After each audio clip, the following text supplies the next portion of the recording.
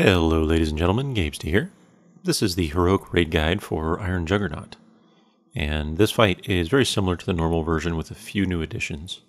But the main challenge on this encounter is going to be your DPS and healing requirements, both of which are quite tight depending on how you do it. So let's get started. Now for your raid setup, you'll want 2 tanks to swap on the boss regularly and 2 to 3 healers. For this encounter, I would strongly recommend 3 healers, as the healing requirement for this fight is quite severe, especially in the second phase. You could technically do 2 healers, but if you have 3 available, especially if one is a sort of a DPS healer, like a Disc Priest or Mistweaver Monk, then that's probably going to be the ideal setup for you. And it will also depend greatly on your Phase 2 strategy, of which there are basically 2. We'll talk about both of those in that section. But if you use the strategy we use here in the video, you're going to want to maximize your DPS.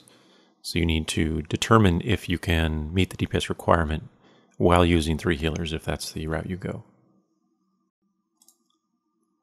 So the first addition on Heroic occurs only in the normal phase, or the assault mode, and this is called Ricochet. Every 15 seconds or so, Iron Juggernaut will slam his left arm down on the ground, like you see right there, and launch the spinning blade that is normally stuck in it out around the room to run after random raid members. And this blade has a very interesting path that it chooses. It seems to target 2 ranged players, if there are any available. Otherwise it'll target anyone in melee. But it targets those players as the 2 points along its path. And then when it takes a path from those players, it will travel in sort of an arc between the 2.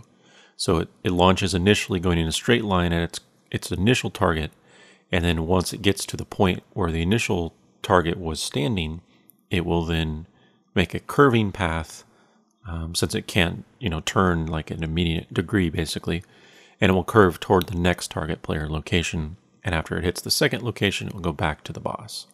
So you can think of it as a triangle in essence, with a slight curve to it in the last 2 points. Because of it, however, you can get a ton of spike damage on your raid members if you are not careful about when this is happening. So there are a number of ways to deal with this. The best way we found was to spread out your ranged players, specifically your ranged DPS, and just watch the timer of the Ricochet. When it lands, you can actually see it come underneath the boss before it actually starts moving a second or so later, and then you can sidestep in some direction.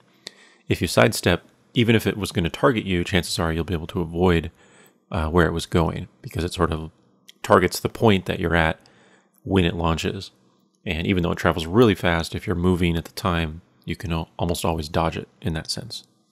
So we have loose raid markers set up in the back here. Kind of in the back left is purple, back right is red. And when we're on the boss and Ricochet is coming out, those ranged DPS kind of move to the side a couple feet when the blade is spinning, and then often they can dodge it. For healers, it's a little less likely because of the positioning. You're going to have to stay somewhat close to the boss to be able to heal the tanks, essentially. So you may find that healers get hit by it more frequently than your ranged DPS should. But either way, that's the rough way to deal with the Ricochet. And if you avoid that, you shouldn't be one-shot by anything in the normal assault phase, because everything else is avoidable, such as the ground earthquake effect, or it's just a random effect that won't kill you outright, such as the laser beam, which all occur on normal, of course. So the second addition on Heroic is during the siege mode only, and this is called Mortar Barrage. So as we get knocked back here in the corner, if you look at the top of the screen, you'll see a series of red circles indicating where barrages are landing.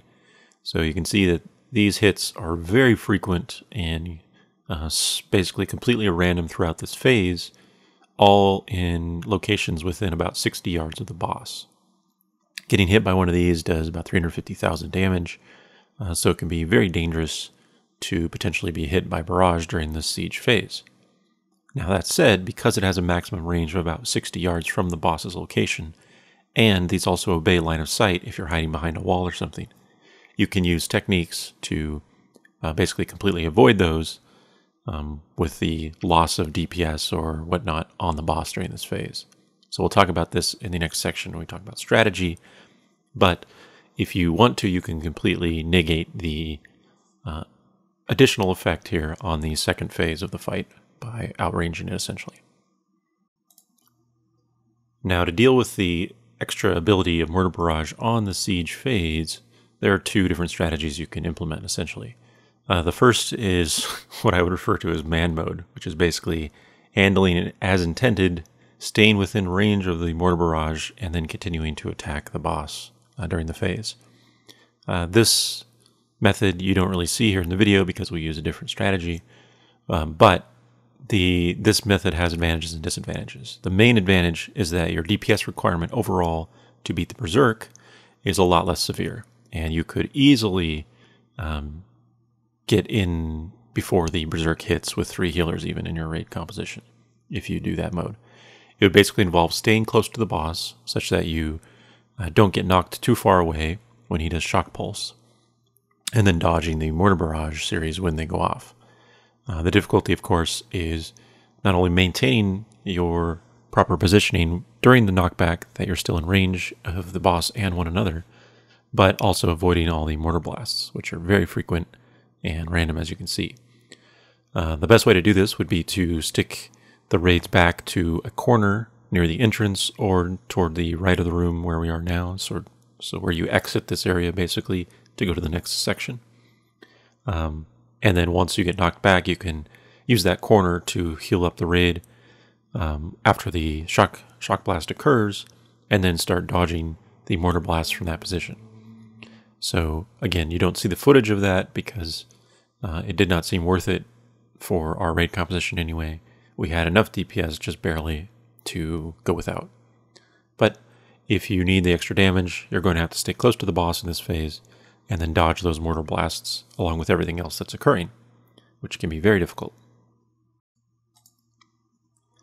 So the other possible strategy for the siege mode is Wuss mode, as I would call it, which is what we do here because we're wussy. The basic idea is that you outrange the Mortar Barrage ability, and therefore you don't have to deal with any new mechanics on the second phase of the fight. The major downside to this method, of course, is that you lose the DPS that you would otherwise have from being in DPS range on the boss during this phase. But if you have enough overall raid damage that you can kill him before Berserk while just attacking him during the assault mode, then this method is a lot safer and easier to deal with. So to begin, you saw we stacked up on the sides a little bit while he went into this mode initially, and then just before he's going to do his first shock blast, we stack up in melee range at the green marker it is, and heal up everyone, and that shock blast then hits and knocks us all back, way back in the corner here, far away from the boss. So at this distance, we're out of range of Mortar Barrage, and then back here, we only have to deal with the basic mechanics, which are the laser, shock blast, puddles, and then the mines, of course. So the best thing you can do is to rotate cooldowns as appropriate to deal with the shock blasts. On Heroic, this hits extremely hard. So you want 1 to 2 raid cooldowns, or 1 personal and 1 raid cooldown for every shock blast that occurs. And there'll be 3 total. So you'll see here when we initially stack up, we use some heal cooldowns, and if we need it, we use the Shaman's Healing Tide totem, or rather Spirit Link totem, sorry. And then the second shock blast, we use a Paladin Aura Mastery plus personal cooldowns, and then the third one we use another Aura Mastery plus a rally from our warrior. But any combination of 2 cooldowns should be enough to greatly mitigate the damage that's coming in for those shock blasts. Other than that, if you stay in the corner here like we're doing, you simply have the player that's targeted by the laser run out to the sides, and then the rest of the raid deals with the mines after you're healed up from the shock blast effect. And that's pretty much it. So strategically, doing this method is, again, much easier than dodging all those mortars and doing everything as well, but you lose that DPS. So you'll have to just try it for your raid and see if you have the requirement necessary to beat the boss without this. So next we'll talk about crawler mines. Just like on normal, these will spawn in sets of 3, moving out toward random raid members. And once they're active, they have 15 seconds before they explode and hit the entire raid for heavy damage. So you'll need to step on them with players that can soak up the massive hit. Now in Heroic, this hits for 1.5 million physical damage before reductions. So it's important that you have players that have either a lot of health and or a lot of cooldowns that can survive these hits. The best way that we found to handle this actually was a combination of an individual that could soak the majority of the mines by herself, while also having a lot of cooldowns or high health to help mitigate it. So what we did is used our Moonkin Druid, who would go into bear form. She has a pretty high eye level, but in addition that, bear form adds tons of health. So she was around 1 million hit points, I believe, in bear form, something like that. So that with just a minor cooldown like Bark Skin, or an outside cooldown from our warrior or one of our healers, she could soak up 2 mines in every set of 3. The third mine is then always soaked by the tank that's not on the boss at the time. So obviously your tanks just need to keep track of that.